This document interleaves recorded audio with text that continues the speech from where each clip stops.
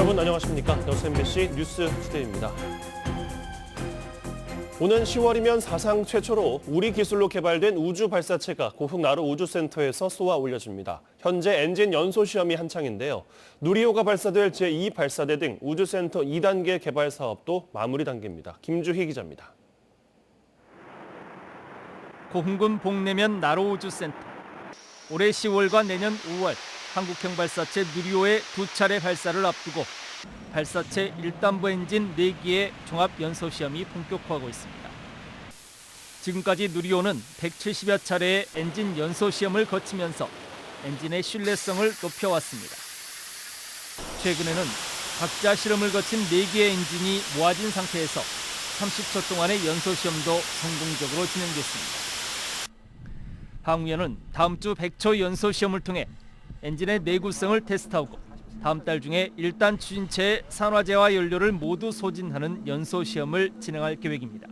4개의 엔진을 붙여서 그 4개의 엔진을 같이 연소를 시켜서 차이가 있는지 없는지 그리고 이제 우리가 그 교정할 부분이 있는지 하는 것을 보는 데 큰 목적이 있다고 보시면 되겠고요. 국내 연구진에 의해 독자 기술로 구축된 제2 발사대 구축 사업도 모두 마무리됐습니다. 이제는 누리호 발사체가 발사대로 옮겨지면 접합 검증 시험 절차만을 남겨두고 있습니다. 이 밖에 추적 계측 장비의 성능 개선 등 지난 2009년부터 시작된 나로 우주센터 2단계 개발 사업도 사실상 마무리됐습니다. 그래서 지금 현재는 거의 당초 2단계 우주센터 2단계 사업에서 목표했었던 거의 모든 인프라 설비들과 추적 계측 시스템의 구축은 완료가 되어 있는 상황이고 발사 준비는 현재 완료가 되어 있는 상황입니다. 나로 우주센터 진입도로 3.24km 구간 확장 공사도 모두 완공돼 최근 개통됐습니다. 국내 연구진의 독자 기술로 개발되고 있는 한국형 발사체 누리호의 성공 발사를 위해 고흥 나로 우주센터는 벌써부터 팽팽한 긴장감이 감돌고 있습니다. MBC 뉴스 김주희입니다. 여수시가 수상 구조물 제작업체와 어촌계 짬짬이 정황을 눈감아 주려 한다는 의혹 어제 전해드렸습니다. 그런데 여수시의 업체 감싸기 이뿐만이 아니었습니다. 시가 발주한 또 다른 사업에서도 자격 미달 논란에 휩싸였는데 납득하기 어려운 이유로 거듭 업체 입장만 두둔하고 있습니다. 조희원 기자가 취재했습니다. 여수시 웅천지구 앞바다에 부잔교를 깔아 관광 숙박시설을 짓는 여수 웅천마리나 항만 개발 사업. 축구장 20개에 이르는 면적에 100억 원이 넘는 비용이 투입되는 대규모 공사입니다. 지난해 여수시는 입찰 공고를 내 시공업체를 선정했는데 낙찰 과정에서 서류 조작과 특혜 의혹이 불거졌습니다. 최종 발표가 난 지 2시간 만에 1, 2위 업체가 뒤바뀌었기 때문입니다. 2위로 밀려난 업체는 심사위원 2명의 점수가 확인 날인도 없이 수정돼 있었다며 조작 가능성을 제기하고 있습니다. 여수시는 순위를 잘못 발표한 건 행정상 실수였을 뿐이라고 일축했습니다. 평가표의 부분은 심사위원들이 수정된 부분이에요. 심사위원들이. 전반적으로 이렇게 좀 심사위원들도 심사를 하셨고 단지 저희들이 좀 행정적인 착오로 인해서 그 부분밖에 없습니다. 그러나 석연찮은 점은 이뿐만이 아니었습니다. 해당 사업 입찰에 참여하는 업체는 신기술 특허 제품 사용 실적이 있어야 했습니다. 하지만 1위를 한 A업체가 특허 실적이라고 제출한 자료는 허위라는 주장이 제기됐고 결국 여수시는 대한변리사협회에 자문하기로 했습니다. 그리고 지난 1월 협회도 특허 실적이 아니라는 답변을 내놨는데 다시 개인의 의견이라며 말을 바꾼 겁니다. 협회의 의견이 아니고 협회에서 추천한 그 변리사분이다 이 말씀이에요. 상방안의 주장이 다 틀리지 않습니까? 예를 들어서. 그래서 저희들도 그런 부분을 더 검토를 좀 해야 될 필요성이 있어서. 사용 실적이라고 표시한 행위는 특허 허위 표시죄에 해당할 수 있습니다. 여수시가 감정 결과에 따라 적절한 조치를 취하지 않고 있는 것은 매우 부당한 처사라고 할 것입니다. 게다가 19년 동안 여수시 토목기술직 공무원으로 재직했던 A업체의 대표는 지금도 여수시 건설과 설계자문위원으로 활동하고 있는 것으로 확인돼 일종의 전관예우가 아니냐는 의혹까지 제기되고 있습니다. MBC 뉴스 조희원입니다. 공직선거법 위반 혐의로 재판에 넘겨진 황주홍 전 국회의원이 징역형을 선고받았습니다. 광주지법 순천지원 형사 1부는 지난 21대 총선을 앞두고 선거구민에게 금품을 제공하고 기소 이후 3개월 동안 도피 행각을 벌여 수사를 방해한 혐의로 황주홍 전 의원에게 징역 2년을 선고했습니다. 또 황 전 의원의 비서 2명에게도 각각 징역 1년에 집행유예 2년, 징역 10개월에 집행유예 2년을 선고하고 유권자와 선거 캠프 관계자 18명에게도 벌금형을 선고했습니다. 재판부는 황 전 의원이 기억이 안 난다고 일관하며 반성하는 태도를 보이지 않는 등 죄질이 좋지 않다며 양형 이유를 밝혔습니다. 포스코가 사내 하청 근로자들을 직접 고용해야 한다는 법원의 판결이 잇따르고 있습니다. 광주지법 순천지원은 제2민사부는 포스코 사내 하청 직원 9명이 사측을 상대로 낸 근로자 지위 확인 소송에서 어제 원고 승소 판결을 내렸습니다. 재판부는 협력업체 소속 근로자들이 포스코의 관리감독 범위 내에 있는 것으로 보인다고 판결 이유를 밝혔습니다. 한편 지난 3일에도 광주고등법원이 포스코의 사내하청 근로자 44명을 직접 고용하라는 판결을 내린 바 있습니다. 순천에서 코로나19 확진자 1명이 추가로 발생했습니다. 순천시 보건소는 해외 출국을 위해 코로나19 진단 검사를 받은 시민 1명이 코로나19에 감염된 것으로 확인돼 순천의료원으로 이송했다고 밝혔습니다. 보건소 측은 해당 확진자의 접촉자 가운데 가족을 포함한 5명은 진단 검사 결과 음성으로 판명됐으며 나머지 8명은 검사 결과를 기다리고 있다고 설명했습니다. 도내 인근 지역은 상황이 더 심각합니다. 유일하게 코로나19 지역 감염이 없어 청정 지역으로 불리던 장흥군에서도 첫 환자가 발생했습니다.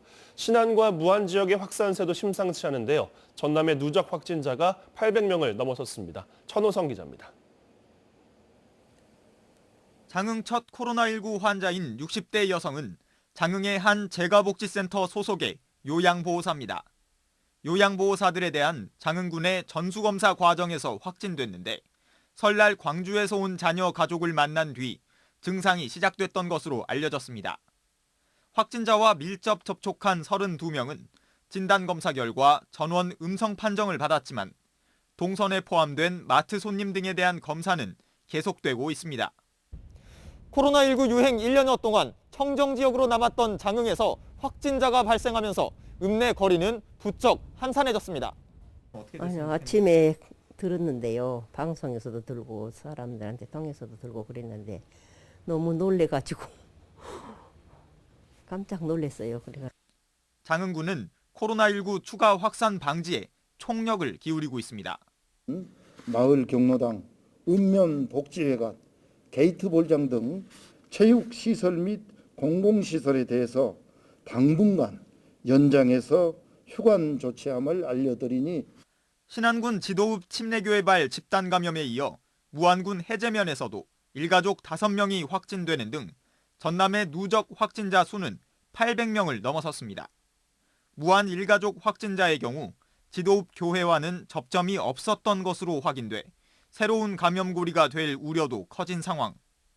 특히 금융기관에 근무하는 확진자가 업무 중 지역사회에서 만난 사람이 많아 방역당국은 긴장하고 있습니다.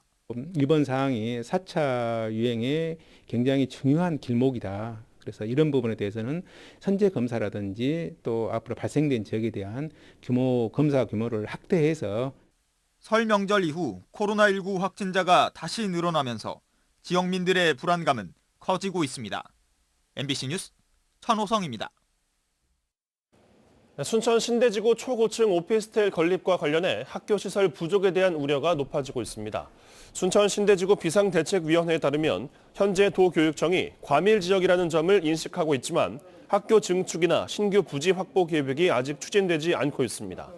비대위는 특히 경제청이나 시행사 측이 구체적인 건축 계획이나 설계 도면은 공유하지 않은 채 주민들의 부당한 민원으로만 호도하고 있다며 반발하고 있습니다.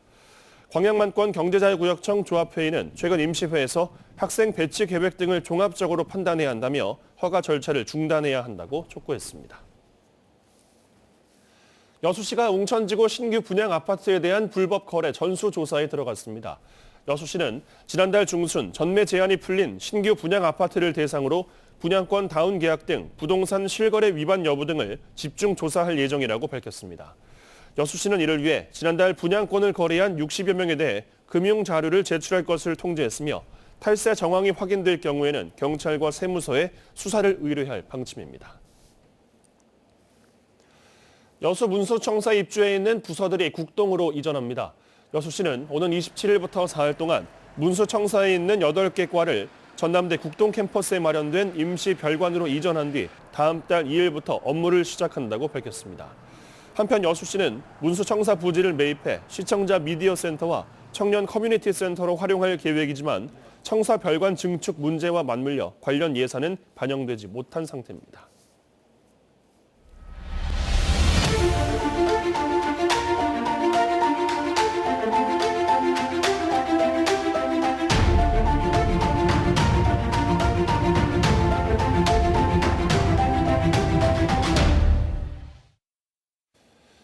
네, 여수 신월동 해안가에서 발견된 정체불명의 관노와 동굴 최근 전해드렸습니다. 100m 이상으로 추정되는 의문의 구조물이었죠. 누가 언제 설치했는지도 확실치 않아 궁금증을 더하는데요. 일제강점기 당시 해군기지 시설로 추정할 수 있는 문헌이 나와 주목되고 있습니다. 강서영 기자입니다.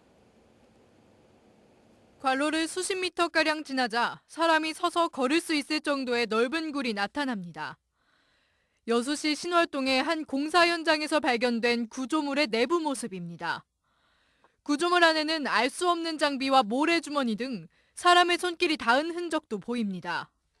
과거에 해당 부지를 소유했던 기업체 측도 구조물을 설치하지 않았다는 입장이고 여수시 하수관 지도에도 전혀 존재가 없습니다. 여수시에서도 이 관로에 대해서 모른다고 하고 한화 측에서도 이 관로에 대해서 모른다고 하면 이건 과연 누구의 것일까요? 도대체 언제, 무슨 이유로 만들어진 시설일까? 취재팀은 관로와 이어진 굴 모양의 넓은 공간을 일제강점기에 지어진 일본 해군 항공기지 시설로 추정할 수 있는 일본 해군 관련 문헌을 입수했습니다. 일본 국립공문서관이 보존하고 있던 일본 해군 내부 문서입니다. 여수시 신월동 일대의 옛 지도를 수록하고 있는데 현재 신월동의 지형과 대부분 일치하고 현존하는 수상 비행기 활주로 위치와도 들어맞습니다. 구조물이 발견된 위치를 고지도와 비교해보니 유류고로 추정되는 관로 표시와 포개집니다. 이 비치도 시설이 그대로 다 남아 있습니다. 비행기를 연료를 공급하려는 측면, 연료고이든지 아니면 어떤 군수품을 만들었던 창고로서 이용했던 저는 벙커로 확실히 보여집니다. 발견된 구조물과 불과 500여 미터 떨어진 곳에 이렇게 일본 해군 202 부대가 사용했다는 수상 비행장 활주로도 존재하고 있습니다. 하지만 여수시는 최근 누수 민원을 이유로 구조물의 입구를 제대로 된 조사도 없이 시멘트로 메워버린 상황. 역사학계는 구조물들이 여순 사건을 일으킨 14연대와의 관련성도 높은 만큼 지금이라도 철저한 조사와 보존이 필요하다고 주장하고 있습니다. MBC 뉴스 강서영입니다.